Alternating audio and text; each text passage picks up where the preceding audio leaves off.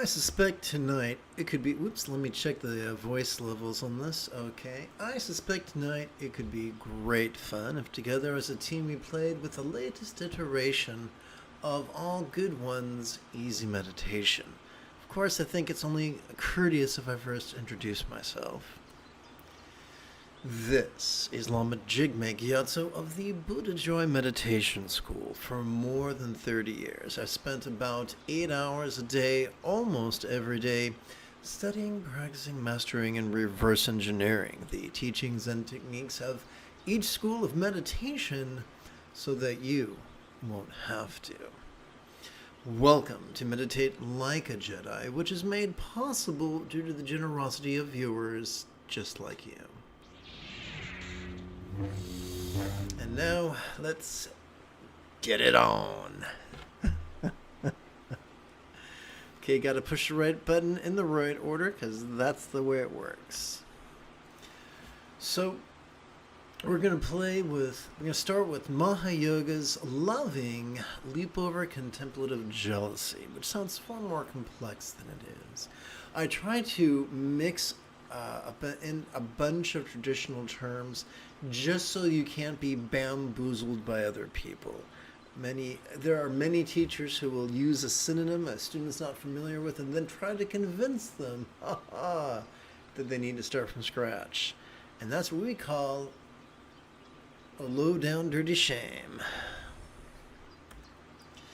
So please chant with me. First, a 2-page disclaimer.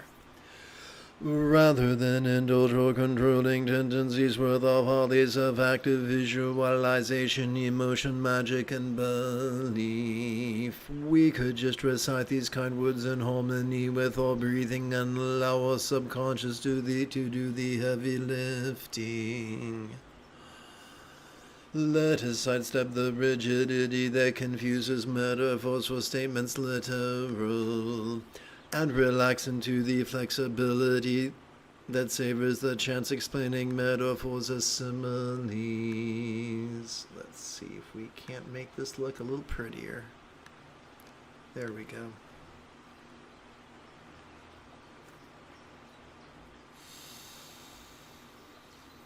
So we're going to start in now. So remember, these are going to be love contemplations. So our job is just to use words to guide our intention, to stimulate the neural pathways responsible for empathy.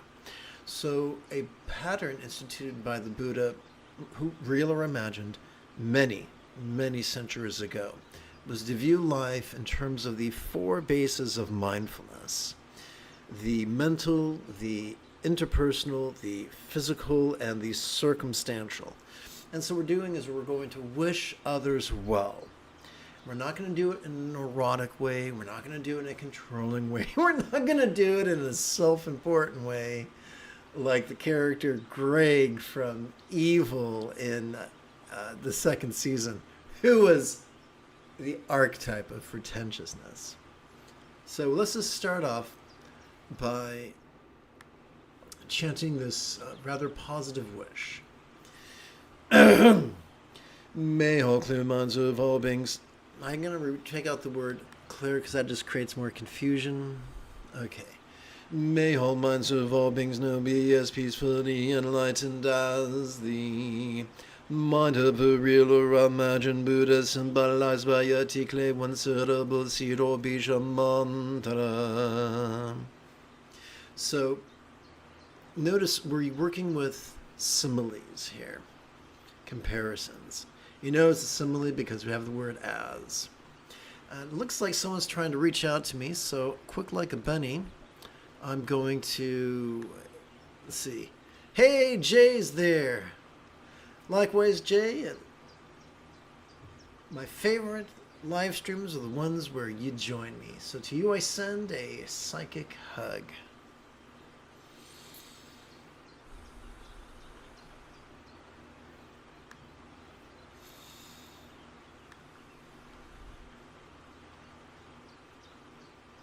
You know, that would have been much better if I pushed the right button first so you could read the note that Jay wrote. But anyway, it was rather positive. Let's move on.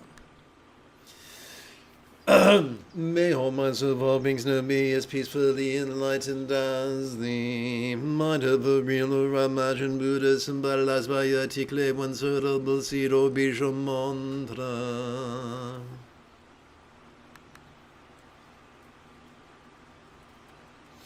So we're going to take all these words and we're going to compress them down into 6 syllables that we're going to divide between our inhalation and our exhalation.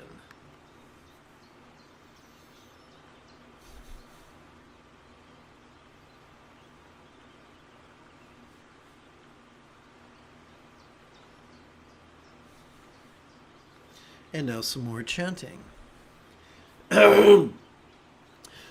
May all relationships or speech of all beings know be as joyfully loving as a real or imagined Buddha speech symbolized by mantra. Jay, let me know if you can hear me okay.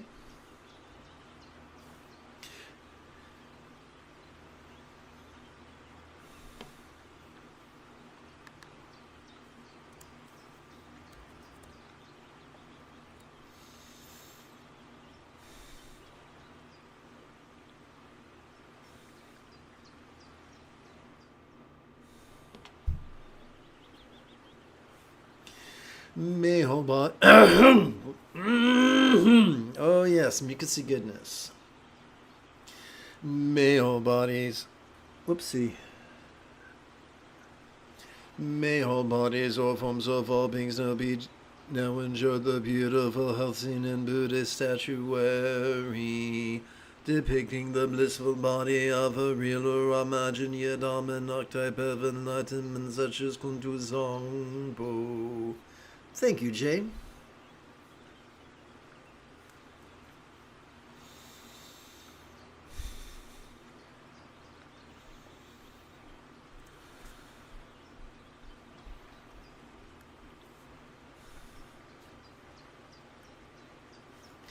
May all circumstances or lots of all beings now have the safe fortune or boon, as a Buddha's real or imagined paradise, pure land or Vanti.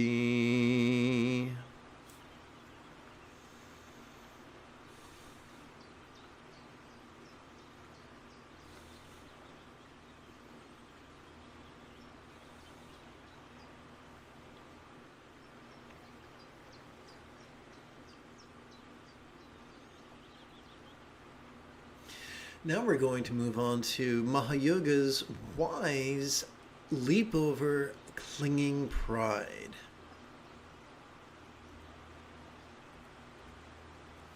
Together. How could all circumstances or lots be as impermanent and interdependent, as if they could blissfully melt into a rainbow of light? I forgot the preposition of.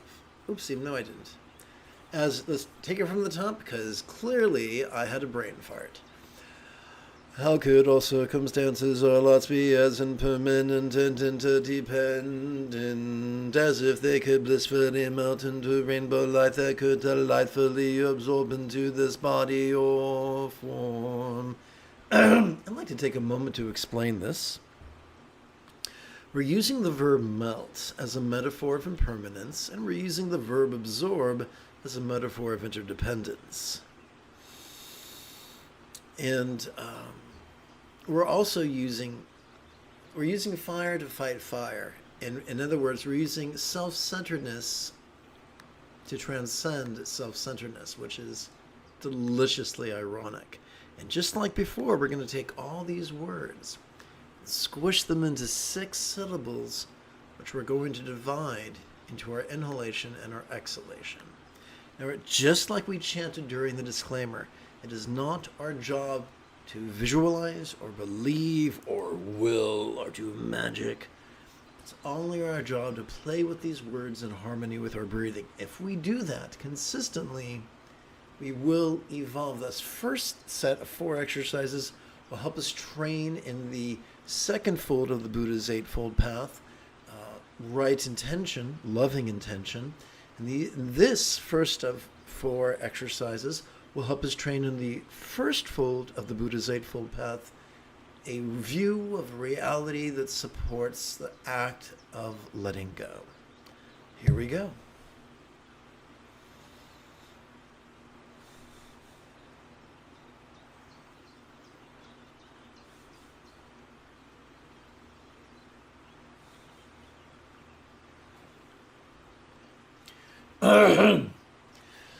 How could all bodies or forms be as impermanent and interdependent, as if they could blissfully melt into rainbow light that could delightfully absorb into this communication or speech?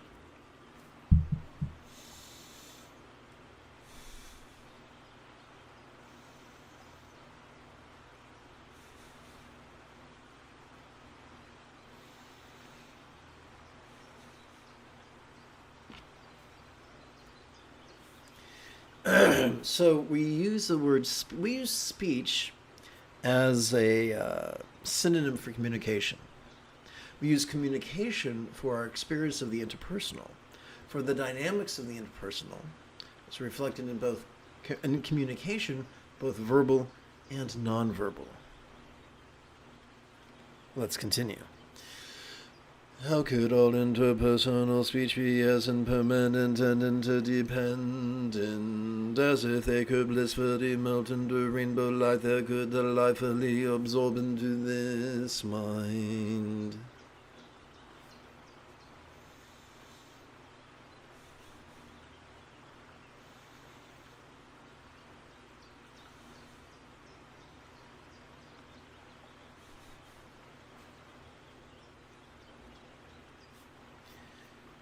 This one is a trifle longer. It's more dense, kind of like me. Here we go. How could all perceiving, emoting, intending, thinking, recalling, and imagining minds be as impermanent and interdependent, as if they could blissfully melt into rainbow light that could delightfully absorb into a vast empty void? Like the illusion of the infinite azure sky on a bright and beautiful cloudless moon, which, although tantalizing to the eye, could be non-graspable to the hand.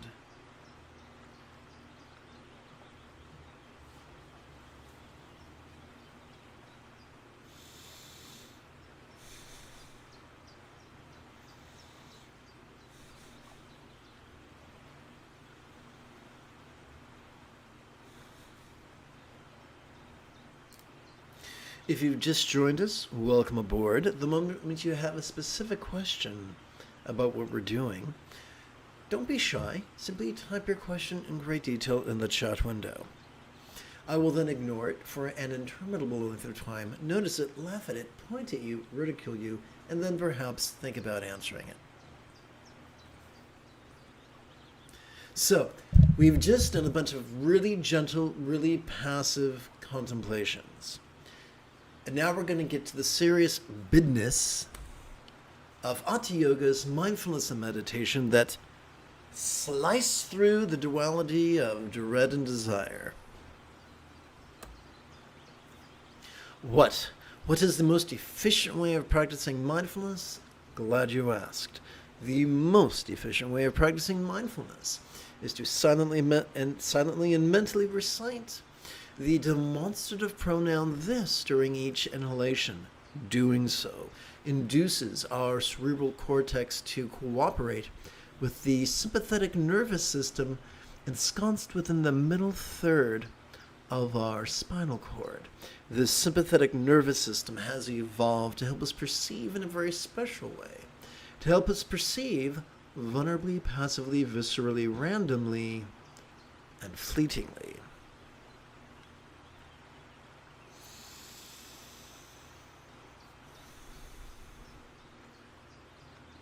What is it that it could help us perceive?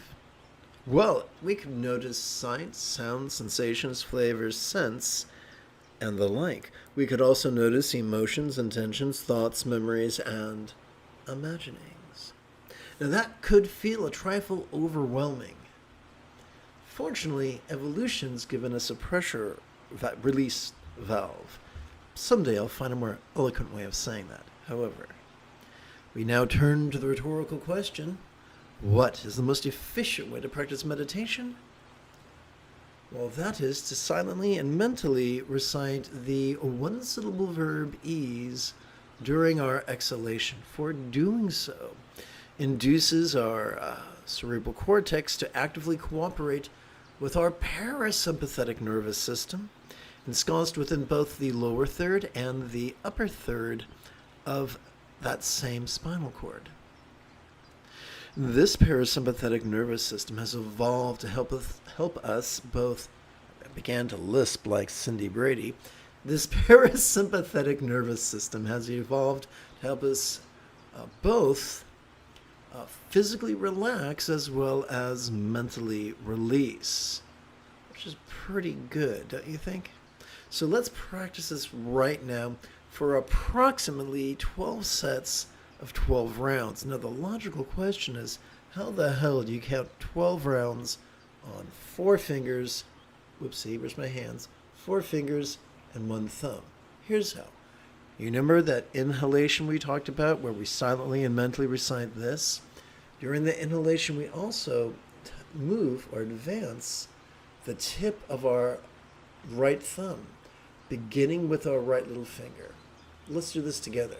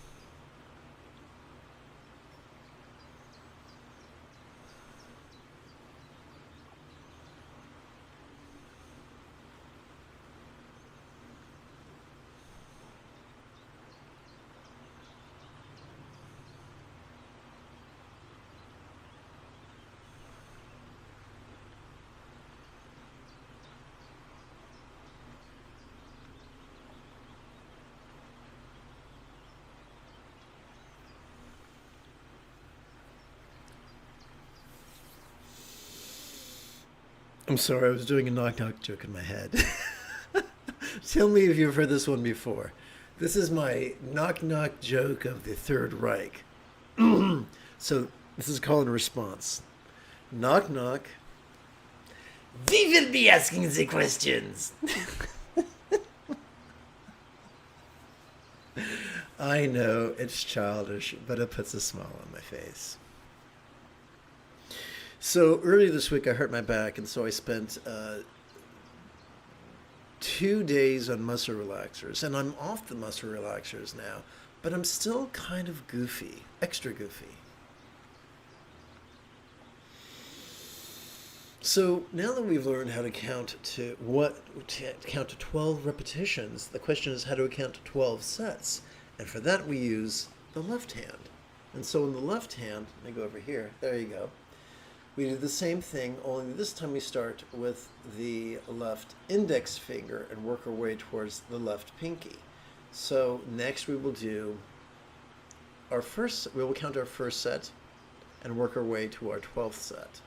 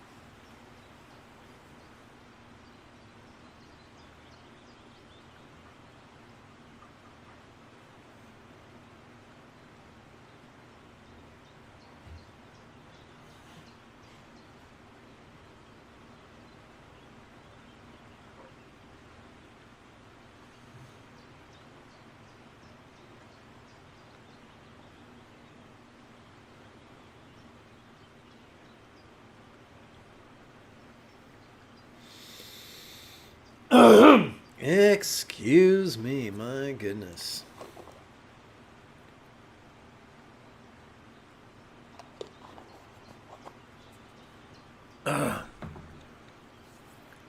All classy, all the time. All right, we're now going to hit Mahayoga's loving leap over contemplative jealousy. But we're not going to do the chanting bit. We're going to do it silently. It's like we're taking off the training wheels. But if you come in late and you feel like you're a bit lost and you're a bit out to sea, not to worry. Just type in your specific question in the chat window. And once YouTube takes the sweet time delivering the message, I'll happily answer the question for you.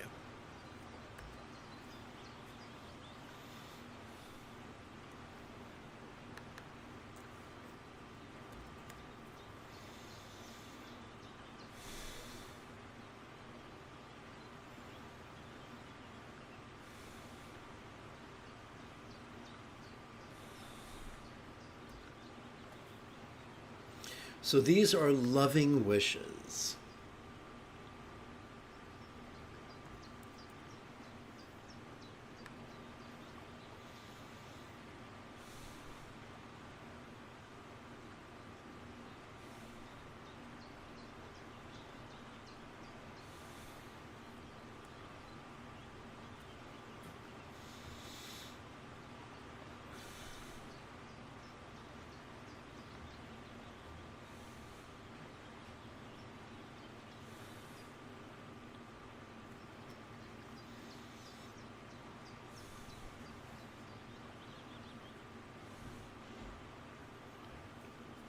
You know, I think it could be fun is if I added a fourth line.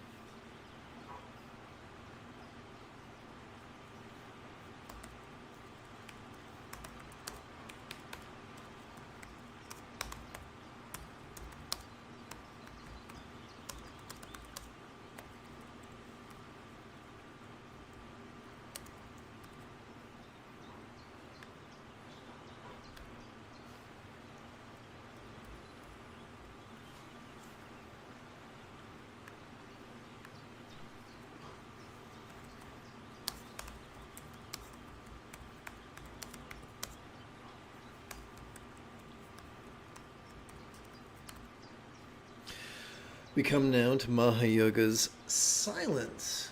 Wise leap over clinging pride, the first fold of the eightfold path.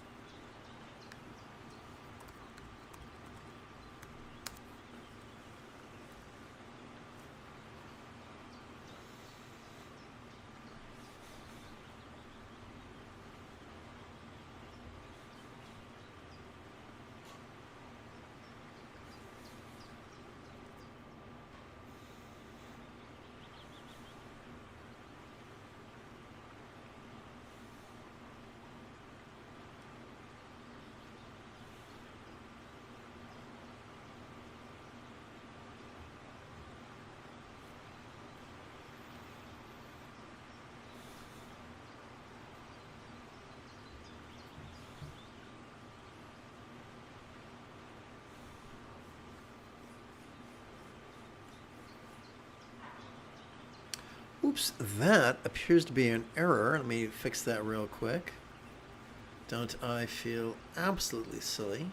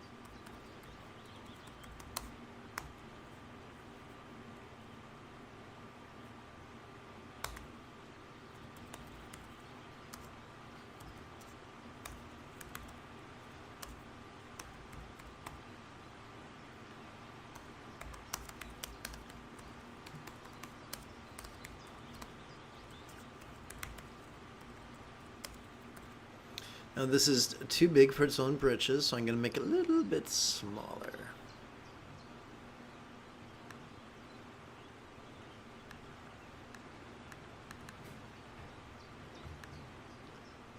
There we go. Cowabunga.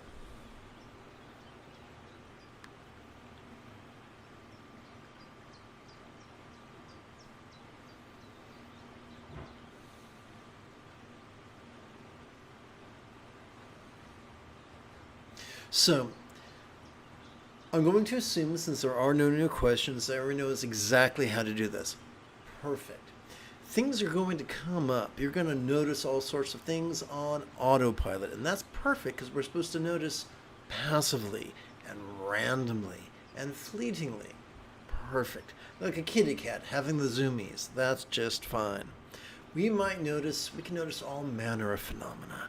We can notice all spectrum of phenomena, from the external to the internal, from the painful to the pleasurable, from the boring to the interesting. I think I'm missing one.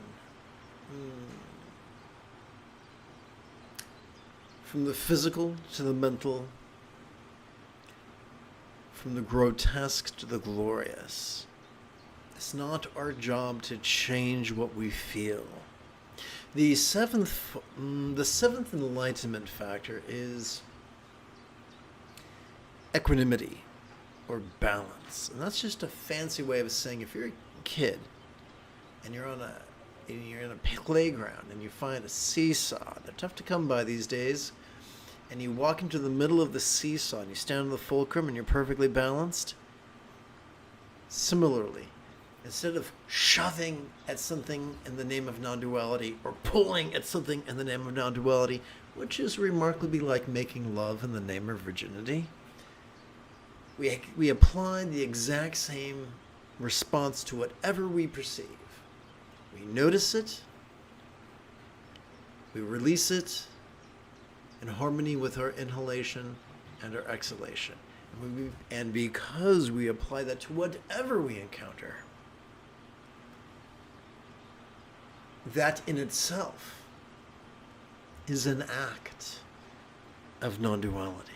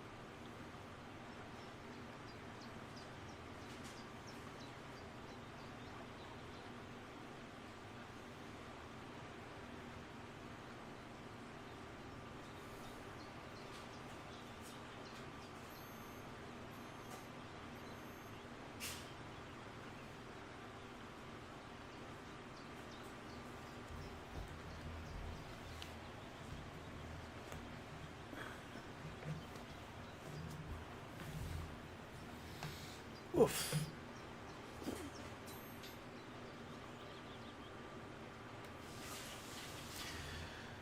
All right, if you've just tuned in and you have any questions about what we're doing whatsoever, simply type your question in great detail in the chat window. We return to Mahayoga's loving contemplations.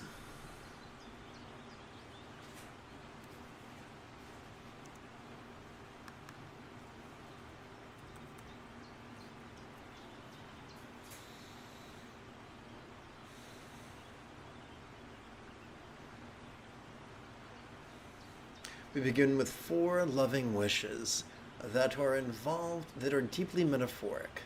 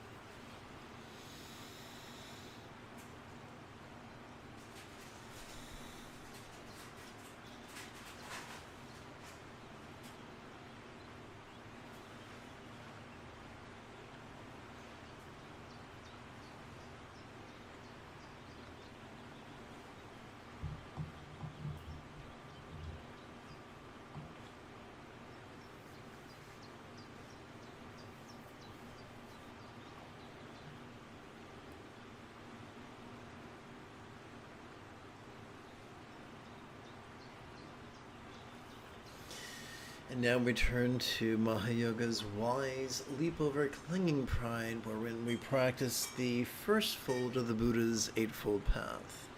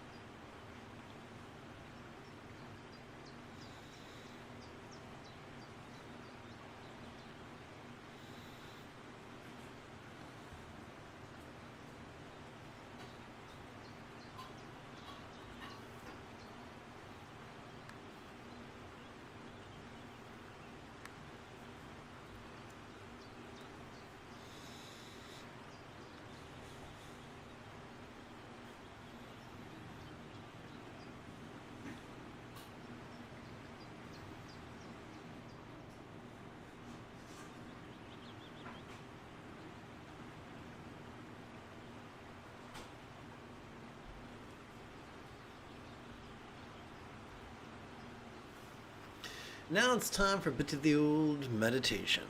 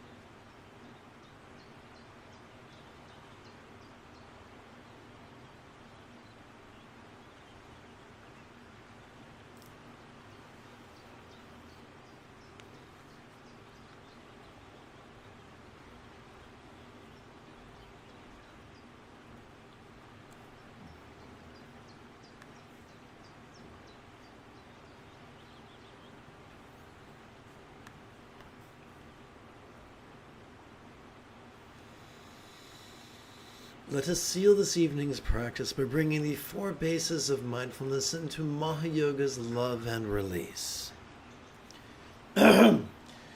May all lots of all beings appearing yet changing no be yet. Let's try this again. May all lots of all beings appearing yet changing no be as safely fortunate as that pure land of lore depicted in Buddhist paintings. May all minds of all beings lucid yet changing no be as peacefully enlightened as a Buddha's mind symbolized by your unsearchable vision. May all speech of all beings resounding yet changing no be as joyfully laughing as a Buddha's speech symbolized by your multisyllabic mantra. May all forms of all beings sensual yet changing no be as beautifully healthy as a yata marked up depicted in Buddhist statuary.